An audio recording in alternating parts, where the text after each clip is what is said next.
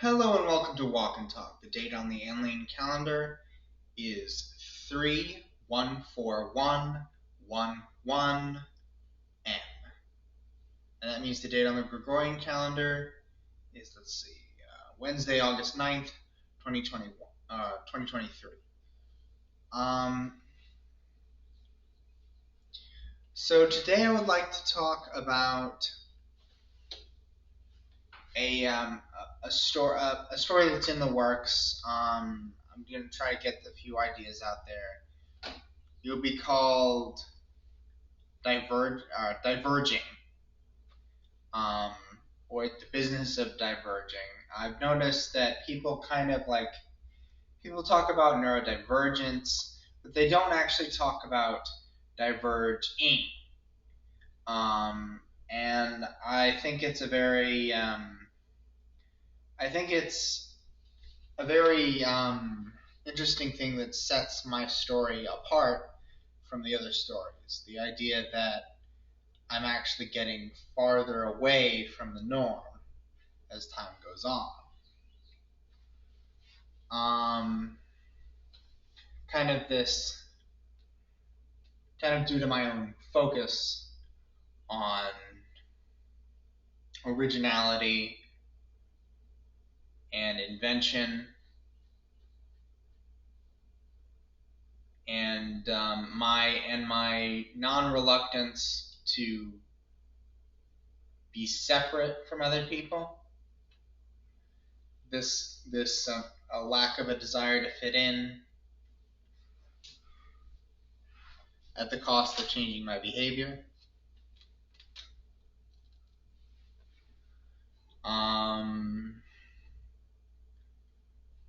And a desire to create something new, of course, which is the ultimate goal, or which lets these groups that I escape, or which lets these needs that I need from other people be diverted towards my ultimate goal of originality. So let's talk about a specific time in my life, which is sort of the beginning of my story. So I was 3 years old, and my mom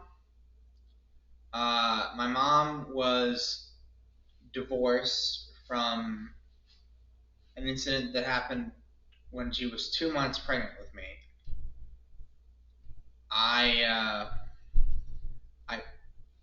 I asked her, all these kids in my preschool have dads. Do I have a dad? And she said, oh, you have a dad originally, but he's not around.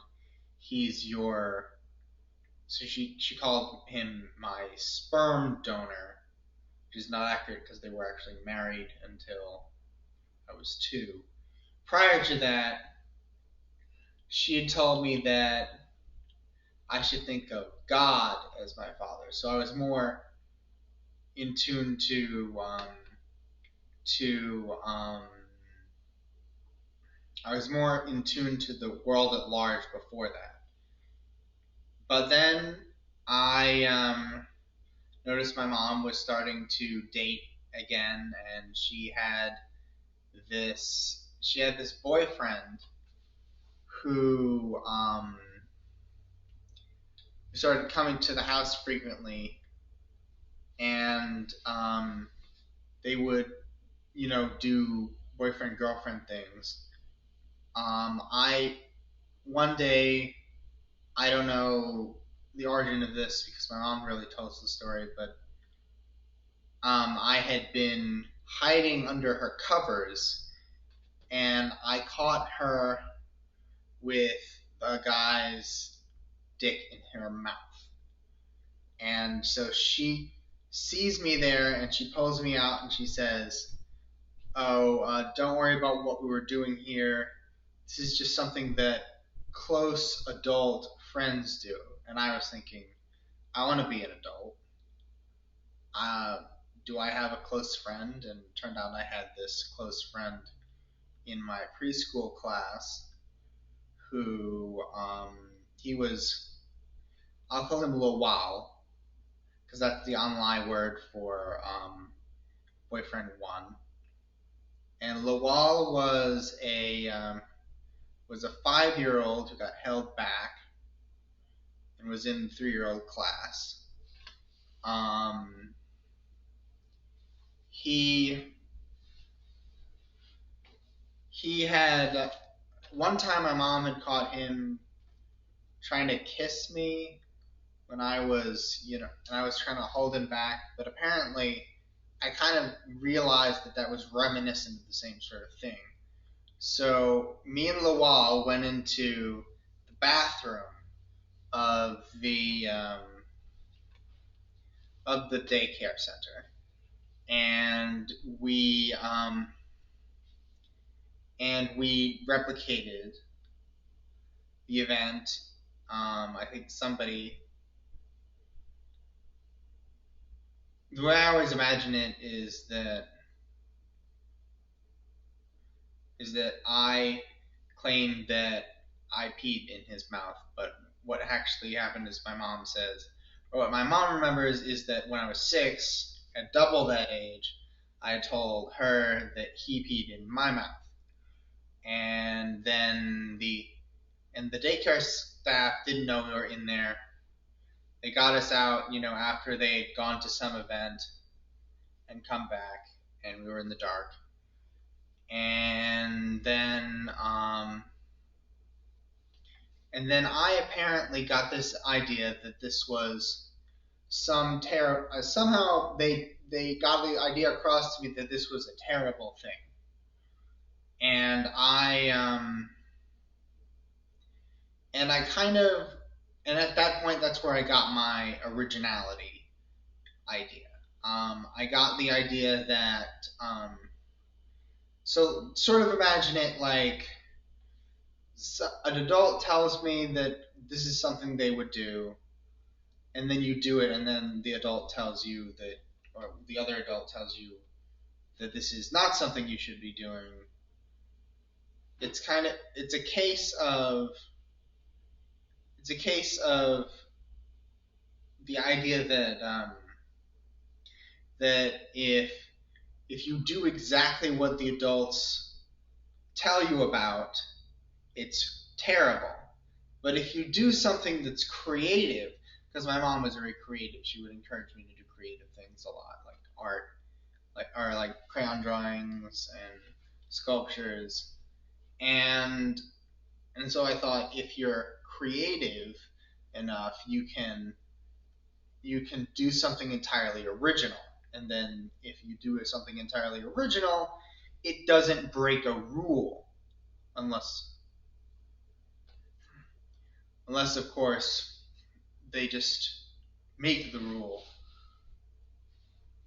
because you did it, and that would be an overstepping on their part. So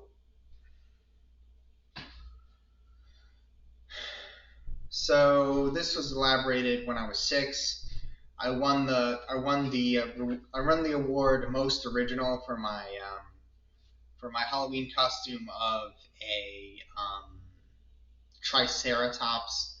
I got the idea for the Triceratops probably from Dexter's laboratory, but they couldn't tell where it came from, so I thought originality is the way to go, and then forever after that, when I went to for the next 4 years, when I went to Carver Elementary School, they would give me an award for most original at the end of the year. Every year, they gave everyone, a trophy, and they said mine was for most original in the special needs department.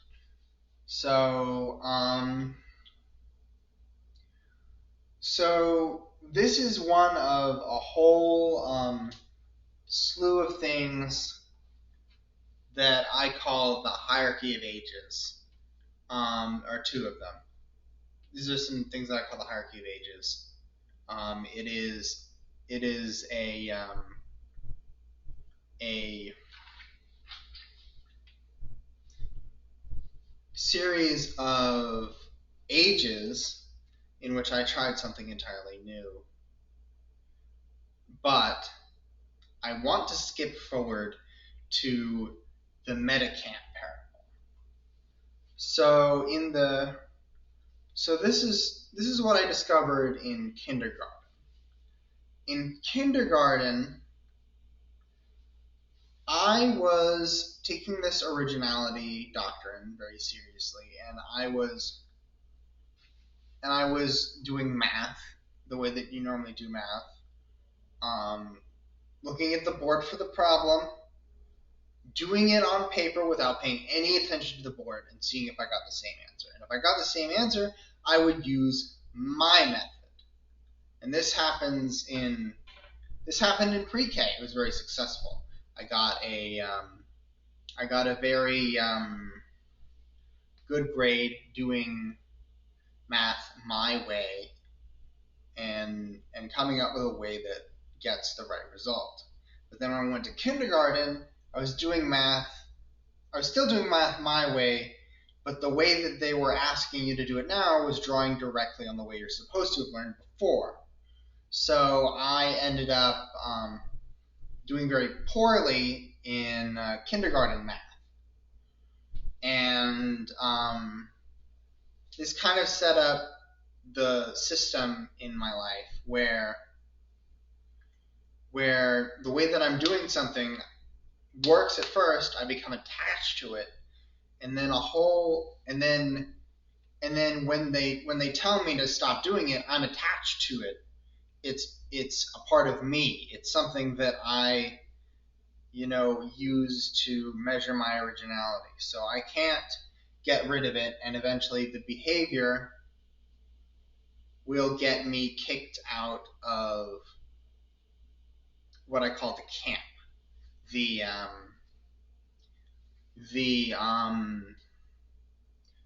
school, the after school, yes, the summer camp, even like jobs, relationships, psychologists, religions.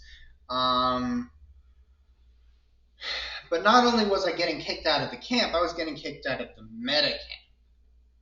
The meta camp, so whereas I could get kicked out of a single camp for doing something wrong once, for the meta camp there was a whole process. Like I would get kicked out of the meta camp, there was a whole process. A meta camp being the very concept of religion, or the very concept of school, or the very concept of sexual relationships. You have a system where, well, I think of it as a 6-step system, but it's really 3 steps and 2 reactions. First step, I do something wrong. And then the second step is the first reaction is the institution punishes me for doing something wrong, right? In the case of camps, the institution punished me. In the case of summer camps, the institution punished me for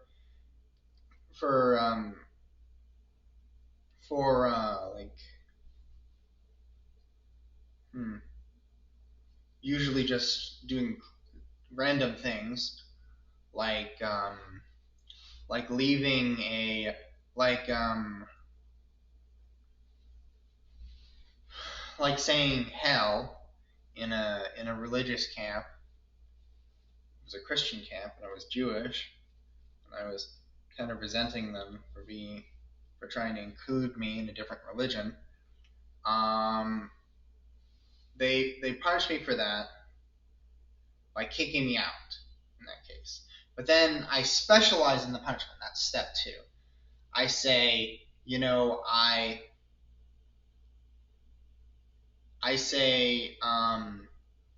what? Getting kicked out of a camp is a good thing. It helps me go towards a camp that I like better. And so I specialize in it. I try to get kicked out whenever I don't like it in a camp, and I keep going along I keep going along and along from camp to camp. Then you have the second reaction. They You have the second reaction. They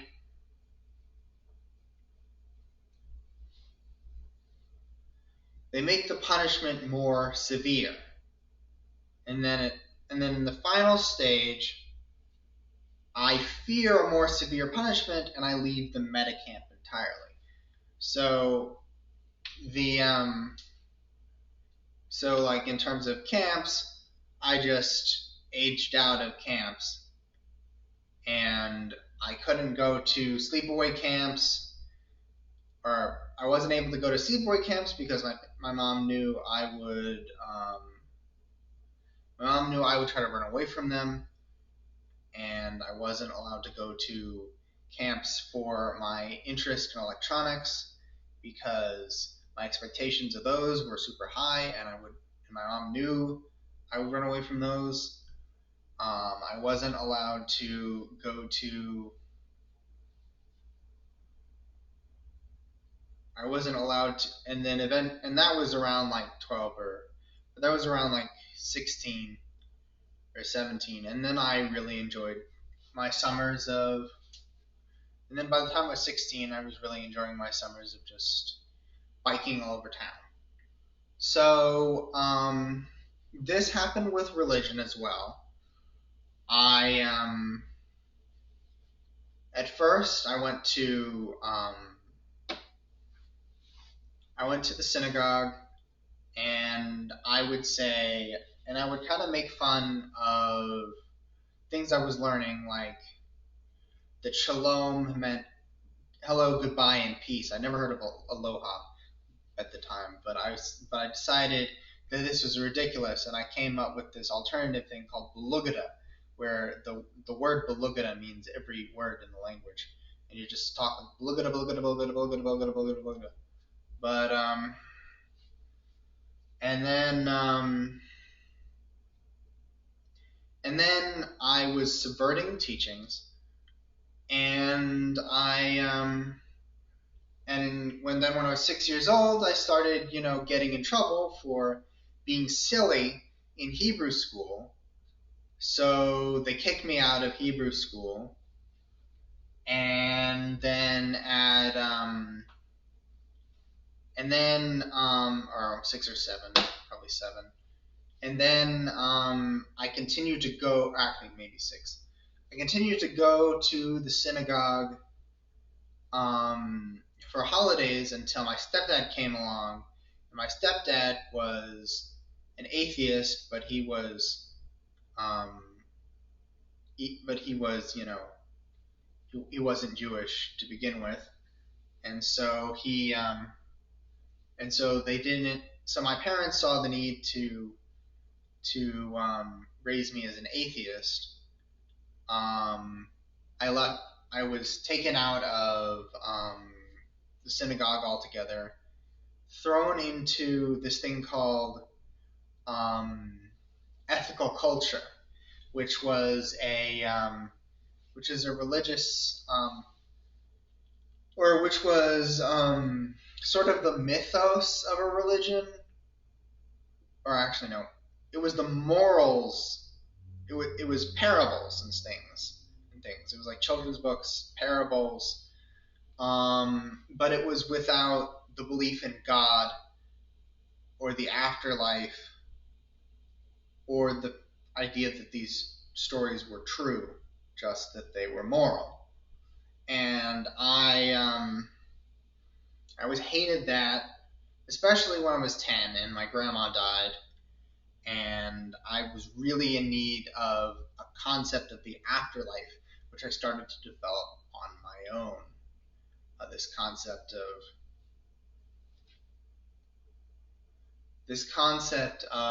a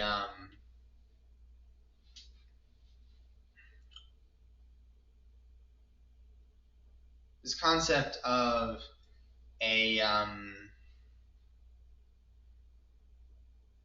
big network of minds where spirits would travel along the airwaves like signals between a computer or between computers, and you would and if someone died, their spirit would be sent like a message on a computer into the mind of their loved one, or one of their loved ones, but later I would think many of their loved ones. And then I started doing a bunch of crazy stuff with it, like trying to kill um, famous people that I envied and wanted their empire, or even with by sending a signal out through the internet, the internet of minds, and then and then shutting off their brain and kill them like that, or or even just doing that a lot just to disprove that this thing worked when I was 15. And eventually I started to develop different ideas, like how the Internet of Minds or the network of minds over Judaism was a neural network, and this network was the brain of God, or or eventually that your legacy, regardless of the airwaves, was was going to follow the same patterns after your death, which was confirmed by the datum itself. But more on that later. And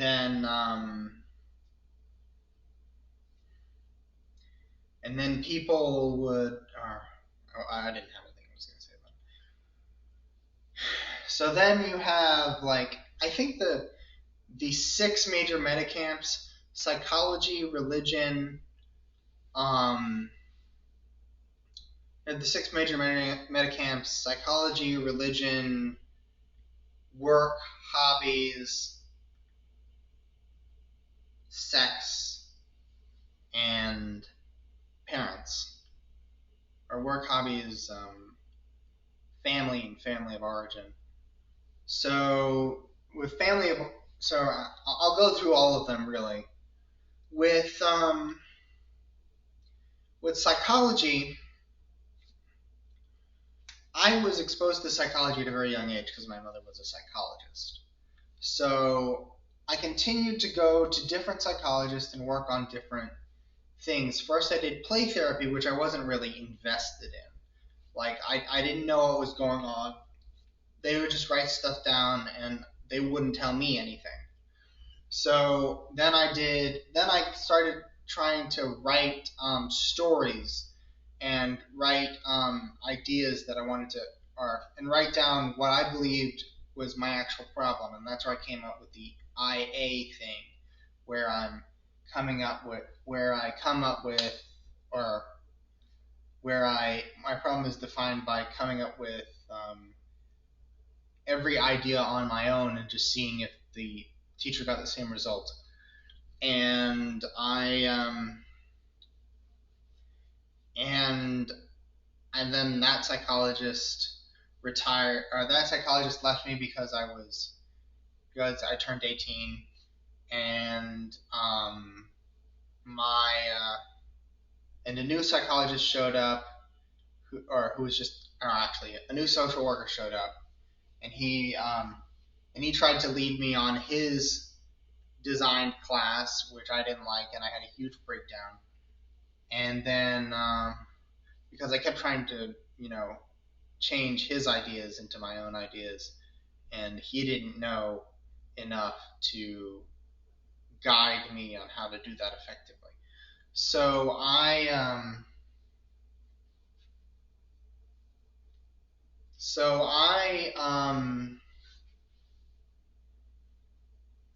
then moved on to this other psychologist, or this other social worker in the same building, and he kind of just listened to me a lot, and and sometimes told me when something was a bad idea.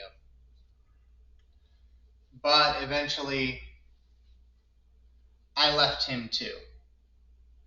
and I realized that what I really needed was not a psychologist, but a religion. I needed to be able to record my sins and come up with methods for changing my behavior. And that's what I developed in Angiki, which was again my own thing. Um, so then you have work. Work is school. Work is apparently school for young people. For work, I saw this camp parable, the thing that I did with summer camps, and I thought this is never going to work for work. So I have to. For work, I'm just going to leave work, right away all the time, and I'm not going to have a job for most of the time. So what I need to do is invent something. So I decided to push school to its limit and try to invent something, at the age of 19, like a real entrepreneur. And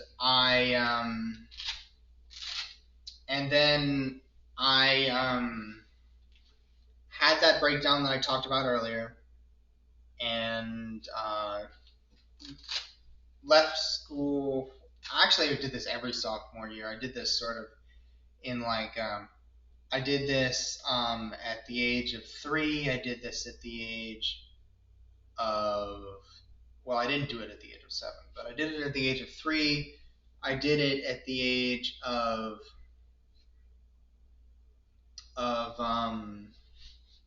15. Actually, I did it at the age of 3. I did it at the age of what is 4 times 3? I did it at the age of 11. I did it at the age of 15. I did it at the age of 19. I did it again at the age of 23, and now I'm not even. Now I'm at the age of 27, so it doesn't feel like it's going to happen because I don't have a plan. But I would always have this plan to, make the thing that I was working on the past 4 years, and then I'd be out of school forever. And what happened was I got out of school or what happened was I had a meltdown. When I was 19, I had a meltdown. I got sent to a mental hospital for a week, a residential treatment. That was on Halloween. I got sent to a residential treatment center for 3 months, so that I couldn't apply for the spring semester because it was already February by the time I got back. And then I couldn't come back until the fall. They decided I needed to go under a reduced course load, so I can only take half as many classes as I was taking previously. So this community college education, which was supposed to be 2 years, was 1 year a gap year, and then 2 more years. I went back to the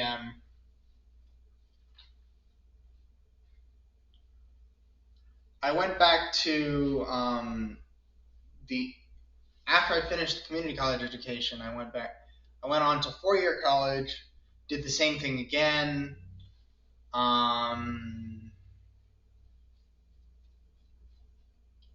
Working on the Stardust printer instead of doing my work, and then instead of doing my work for my classes, I left. And then I left. I was failing, so I got out. And my idea was that because camps have to do with because a camp meltdown typically had to do with high expectations. And if I signed myself up for something, the expectations would always be really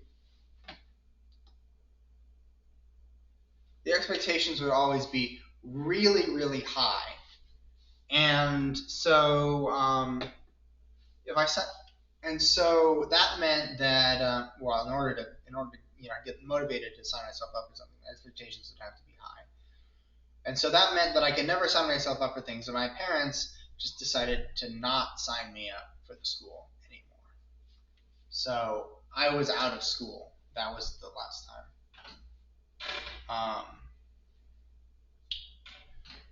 That was the last time I was in school for a while. Then, then in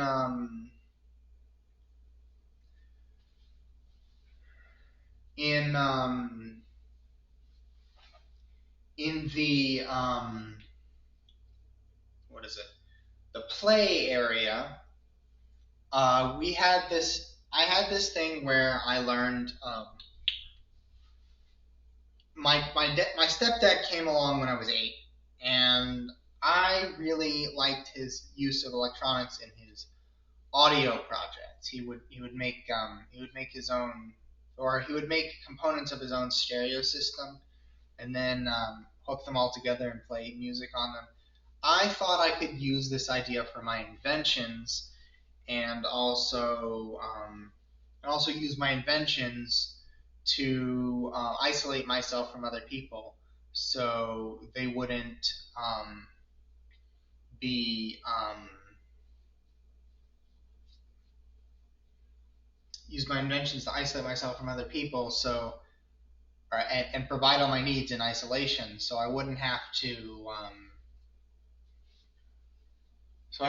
to keep running from different camps, and or so as if I ran away from everything, I would have life. You know, that's basically what I was saying. If I ran away from everything, I would have life. I would be alive, and I would have, you know, the power process. If you read the if you read or if you've ever read the Unabomber, but the idea was that, I would automate things, and then I would have and then I would be able to come up with new things rather than doing the same things over and over again, which I think would be more rewarding. Um, or I did. I don't know what I think now. I think that might change. So,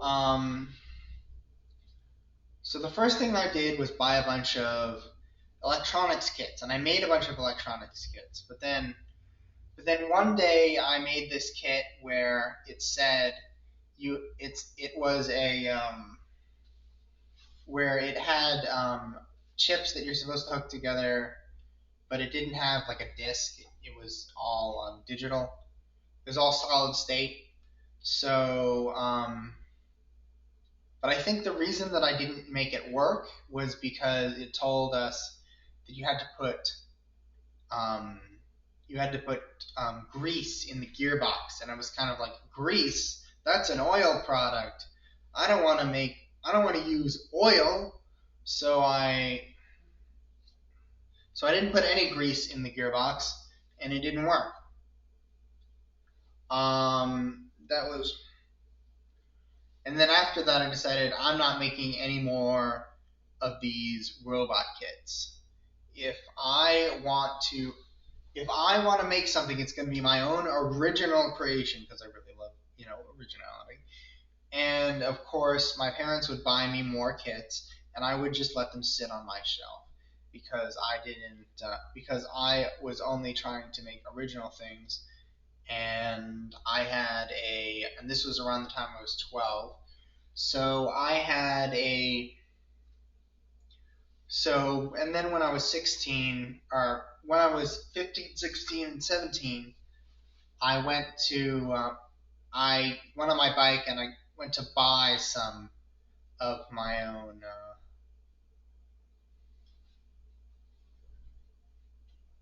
I went to buy some of my own parts at the store, but of course, my parents didn't let me have a debit card until I was 18, and so these things were very like makeshift.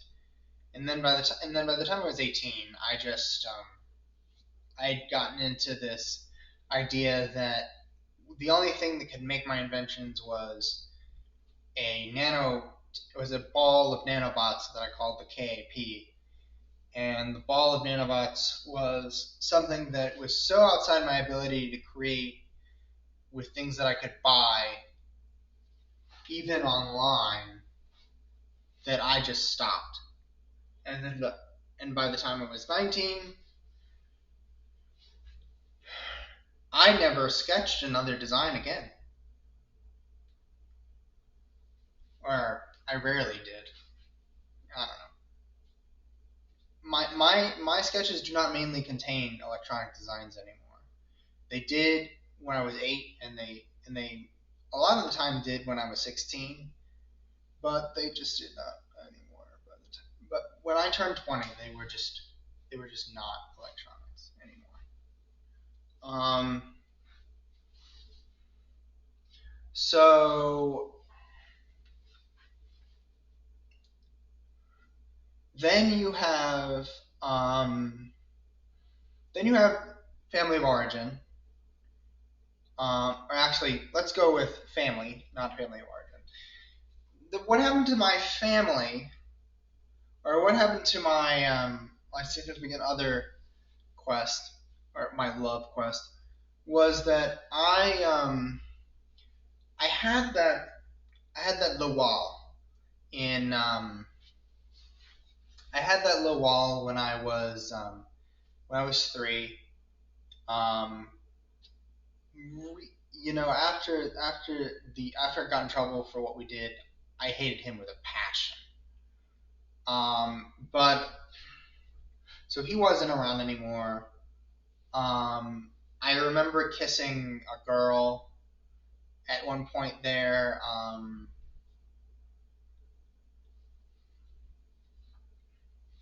I think I liked it then, although later when I was 10, and I told the kids at the playground I hadn't kissed a girl in 4 years, or in 6 years. I They hooked me up with someone, and I kissed them, and they were like disgusting.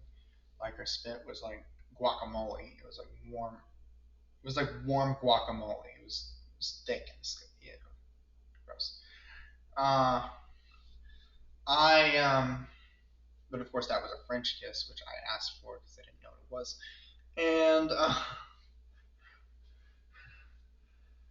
And I don't know. And I honestly, it's not because of that. It's that I had this I had the second Loa, which I call Loa, which I just call Loa. I call him Loa. He was when I was 6 and I moved into my new house. He was only he was like 2 years younger than me, so either he was 7, or even I was 7. Either I was 7 and he was 5, or I was 6 and he was 4. And we kind of joked around about we would kind of joke around about proto sexual things like poop and pee, and and we had really silly games about like a but we well our main game that we would get excited about, which we would do basically every time I had a birthday party. He would sleep over. The main game that we would do was called Naked Games, and and we would get naked, and then each one of us would ask the other one to do something, and then we would laugh, or we would do it and then we'd laugh. And this ended when I was 11. And the reason it ended when I was 11 was that our parents caught us. My parents caught us when I was 11. He was, I called him my best friend. I now would call him my Lowa. Um, I sometimes say that, like,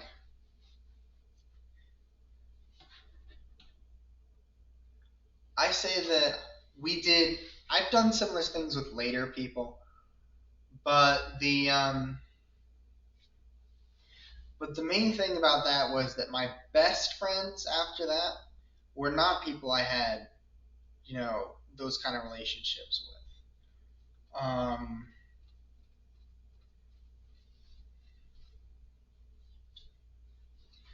I had this best friend. Now they're a girl. They were a boy at the time. Who was my best friend from, like, around the time that Lowa left in 2007 to 2010, about.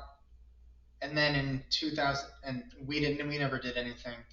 In 2010, um, I met I met someone who I was attracted to in my carpool. Um,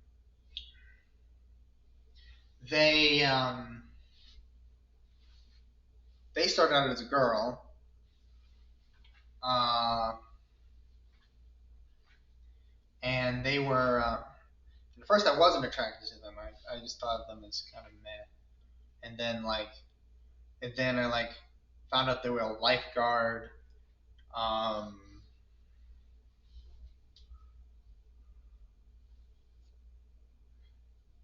got kind of a positive feedback loop with behavior. Um, they they agreed to pretend to be dead while I gave them CPR, which didn't actually finish, which was my thing, or the CPR was. So I kind of, and then they, after high school, slowly they moved to another city, and then they moved to another state, and they disappeared. Um, but for a long time, they were just my only fantasy.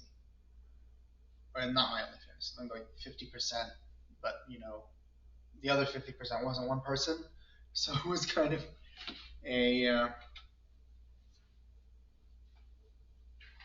so it was kind of a,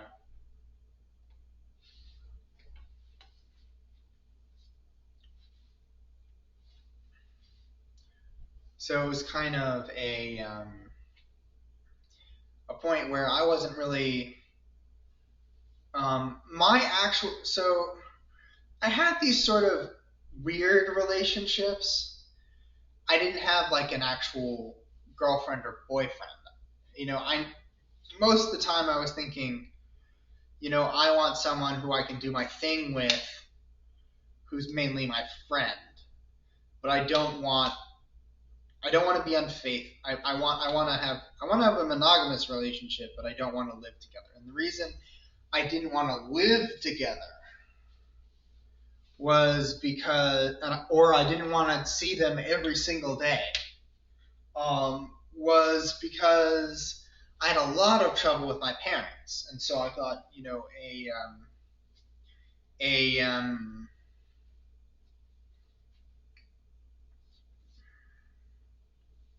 so I thought a relationship in the home, like an actual girlfriend or boyfriend, would be dangerous. Not only, because I am, okay. So when I was,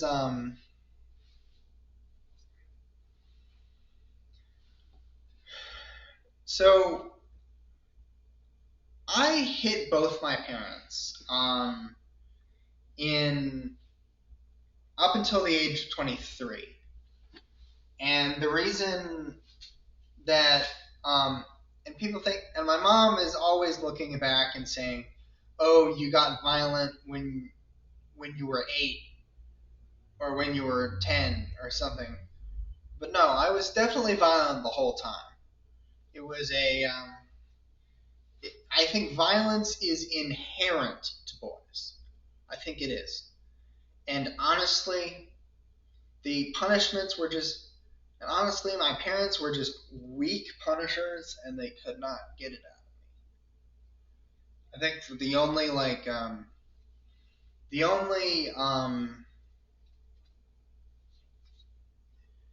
the only way that I could possibly,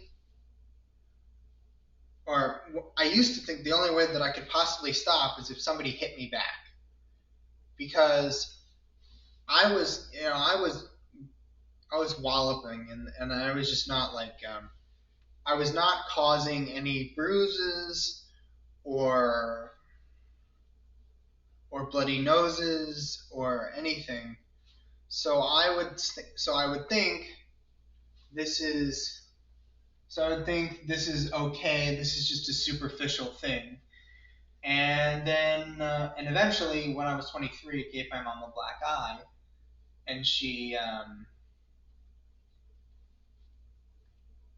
and that that fall that was in that was in August 17th, 2020.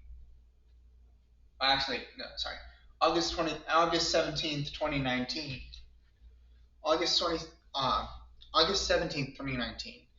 And then by September, my mom was coming up with my own apartment. And my other idea of what would maybe not maybe I was wrong about the only thing, but my other idea was that as soon as I get my own apartment, I'll have no one to hit, and I will be safe. And I will not hit anyone, and I'll be on my own.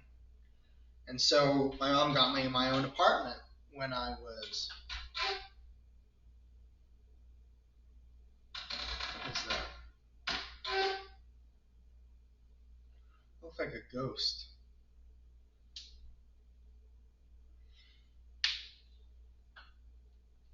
Huh. My mom got me my own apartment when I was 23 in 2019. So, since then I've been going from apartment to apartment, and I've been visiting my parents only on the weekends, just like I did when I was in school. And I am, and I was right. There are no more hits. Now I used to hit at camps. I used to hit at school. Like when I was 12, I got into a meltdown and tried to kick a teacher in the boobs. When I was, I mean, I have a very aesthetic memory of that. When I was 8, I went to a camp, where they were talking about I went to a camp where they taught us that, or it's an improv camp, and they taught us to punch Santa in the stomach. And I liked it because it wasn't real. But then, of course, and you have this article where the news interviewed me, and I was saying, "Oh, I like punching Santa in the stomach because it isn't real." And then and then my counselor told me, my counselor, who was like in her 20s, told me that our moms were the same age when I got sent to the office for some reason.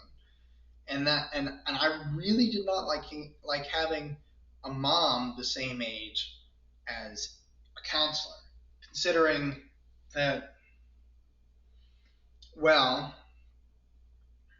it kind of it first it didn't make me feel special. First, it made me feel like I was a copy of somebody else. Then it made me feel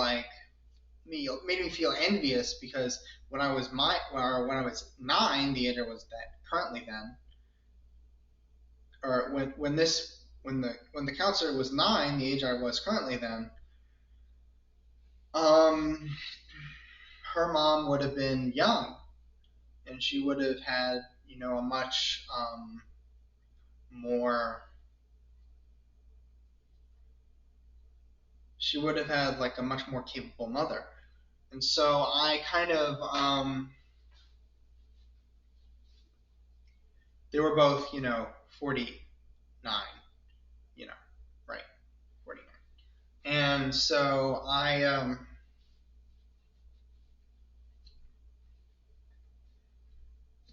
actually I was 8. I was 8.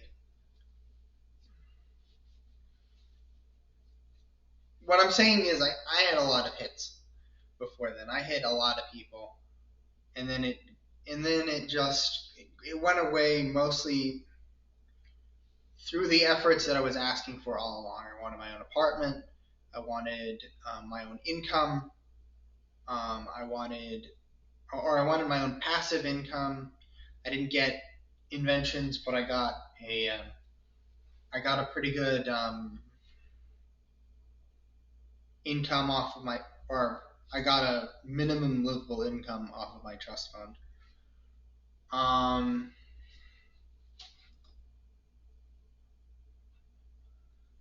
and that was kind of it.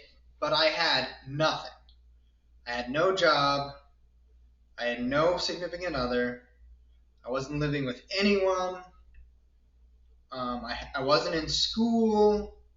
I had no hobby. I had no I had no religion, and I had no psychologist.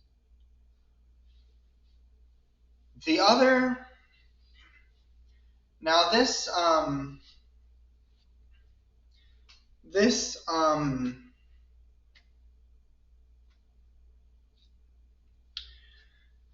this series of events was this series of events where the Medicant parable takes place, and I can only and I left everything that was a group, or I left every group that I was in. Um, that was one thing, but another result of this originality is the DAT. The Datin is the Datin is my creations that are independent of what group I'm in, and I depend on them mostly for the inventions that they bring, which seem like they could provide me with income. So this is the original at 3. This is 4, where I came up with Belugada. This is at 5. I wrote N for name. I had a story there where my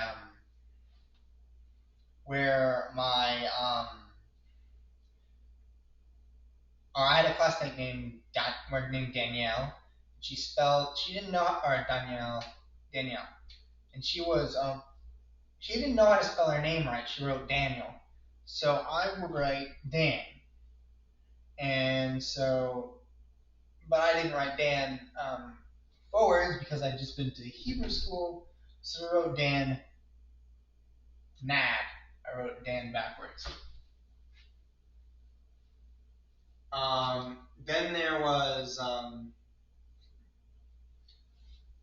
Then there was this stage, 6 to 7, where I was writing stories. First, I decided to write stories to try to tell people, the things that I needed them to know to help me. And then I decided to make to make. Then I decided to make inventions. That's at 8 because of my stepdad. And I made the soul. Mom, I can't talk right now. I'm doing a thing. So this is I created the solar cube, I designed the solar cube, which was a design to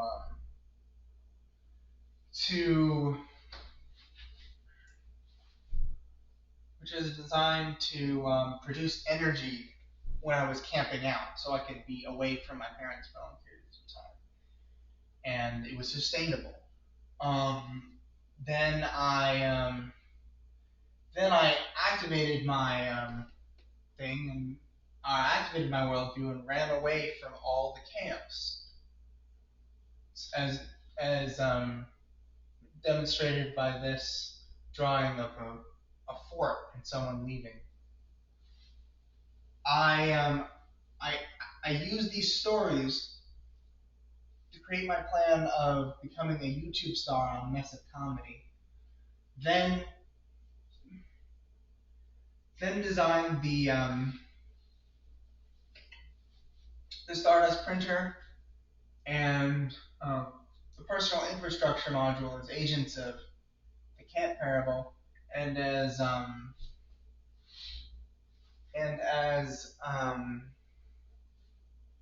a build a build on the solar cube. Then here you've got my ultimate downfall with the meltdowns of 2015. Then you have this period from 19 to 20 from 19 to 23, where or you got this period from 20 from you got this period from 20 to 23, where I was focused mainly on coming up with these constructions, like mainly this one,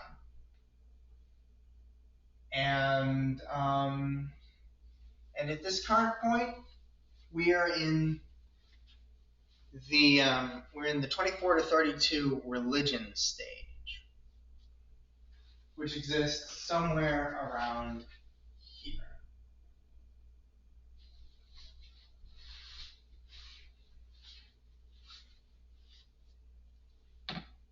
So because I build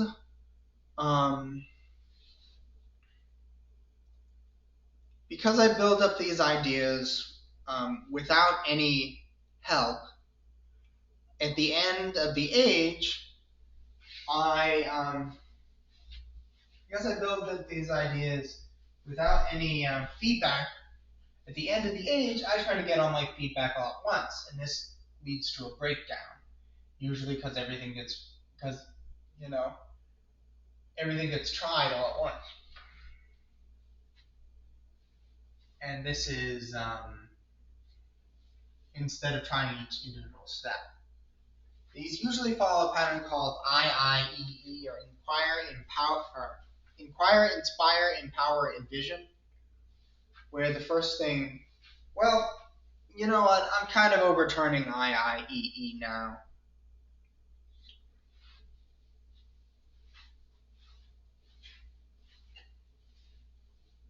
But IIEE is first you inspire. First, you're inspired by the problem in your life. Then you inquire about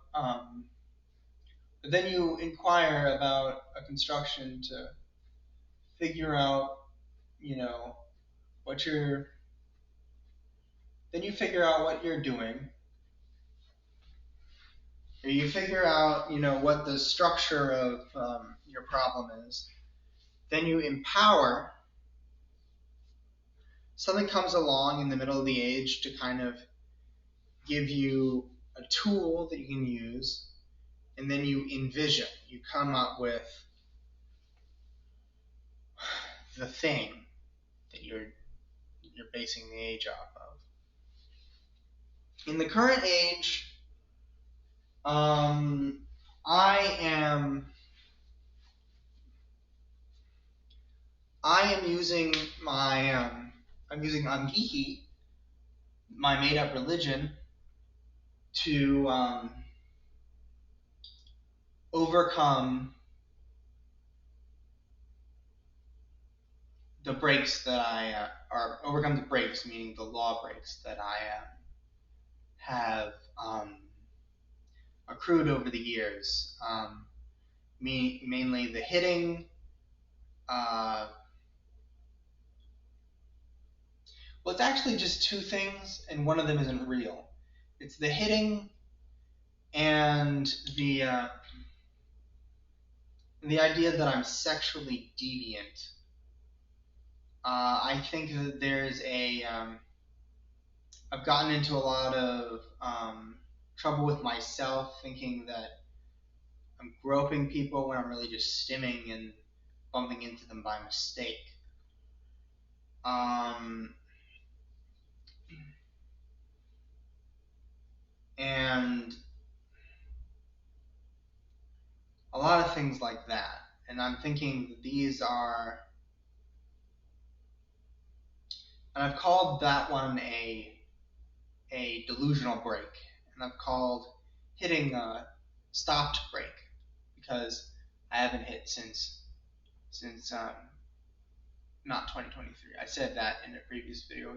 I got mixed up between 2023, which is the current year, and 2019 when I was 23 years old. If you can see how that happened. So maybe in the next age, maybe I'll abandon all of this. Maybe in the next stage I'll abandon all of this.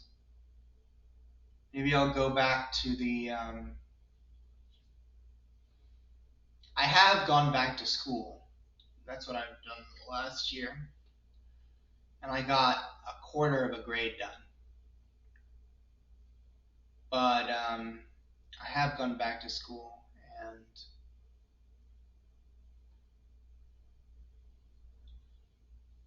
I've learned to drive.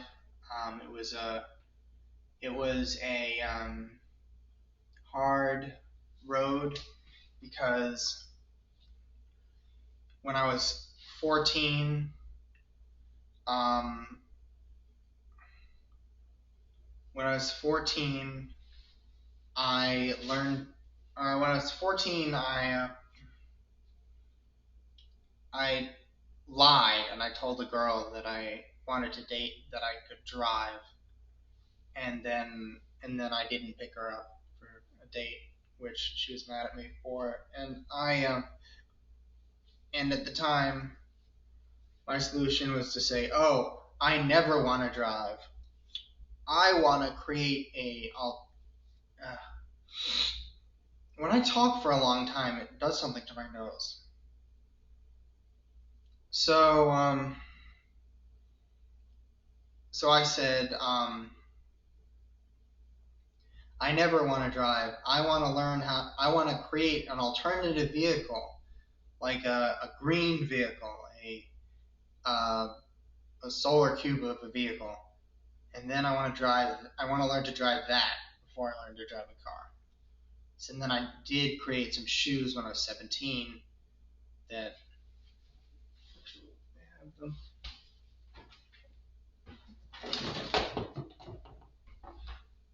See, they have a spring-loaded,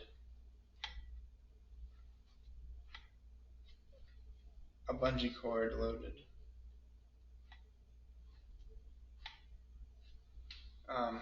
aspect.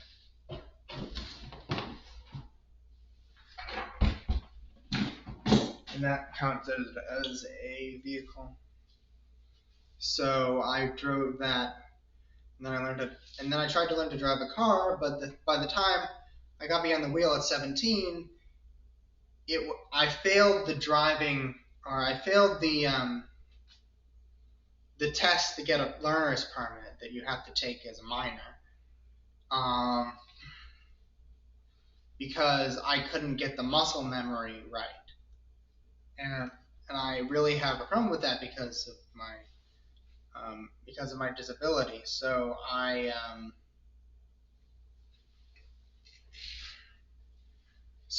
knew that I couldn't get I knew that even though I could get a learner's permit as an adult without taking that test, it was unadvisable.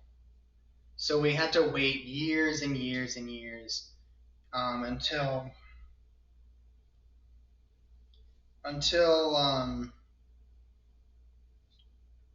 2021, when I was 25 years old, it's when we could get a special needs driving teacher. And then it took me until May of 2022 to get my actual license.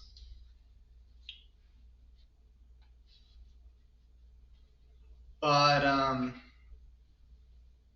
in terms of relationships, I still haven't done something around relationships. I don't have a relationship. I think around the time that I was learning to drive, I wanted to pursue relationships along with it. But honestly, they scare me. They scare me a lot. I got on a dating site, Facebook dating, and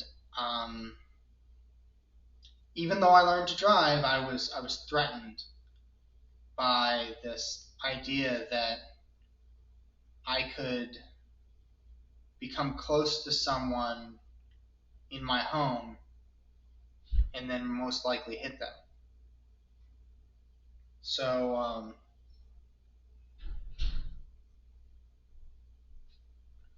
yeah, I still haven't gone forward on that. I should. I think once I get all of these sins, once I feel very confident that I'm no longer a sinner in these very important ways, then I'll go back to the synagogue and practice the real religion instead of my made-up